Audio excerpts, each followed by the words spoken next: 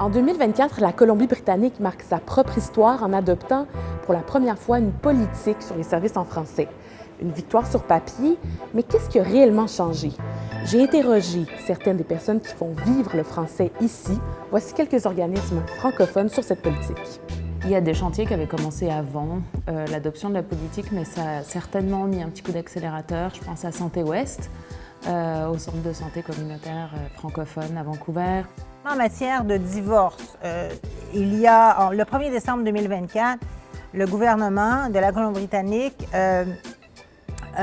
finalement a permis aux justiciables francophones d'avoir un divorce en français. Est-ce qu'on aurait souhaité une autre forme que la politique? Probablement une loi, quelque chose qui a un petit peu plus de mordant. C'est en toute honnêteté, certainement, mais on partait de loin, disons ça comme ça, donc c'était de très belles nouvelles. La Colombie-Britannique, il faut le rappeler, est la dernière province à avoir adopté un cadre officiel pour le français, mais il ne s'agit pas d'une loi. Donc c'est pas forcément un bon calcul actuellement vu la composition de notre Assemblée législative aujourd'hui d'aller vers une loi. Elle est la troisième province en termes de population bilingue au pays. Après le Québec et l'Ontario, la Colombie-Britannique comptait aussi 328 000 francophones en 2021. Même si la communauté poussait pour l'adoption de projets avant la politique, il y a des responsables qui disent que les fonctionnaires provinciaux démontrent une plus grande ouverture.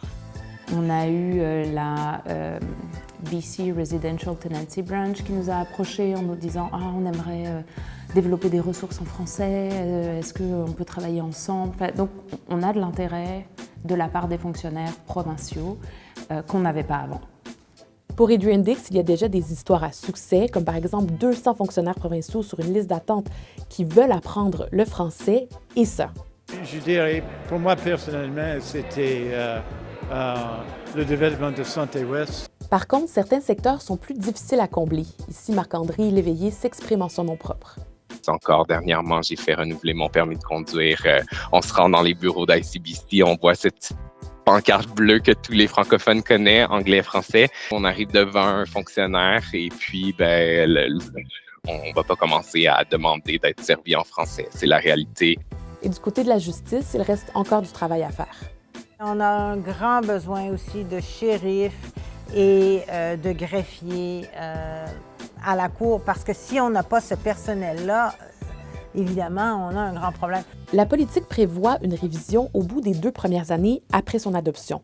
Elle aura donc lieu en avril et on devrait connaître les résultats en juin.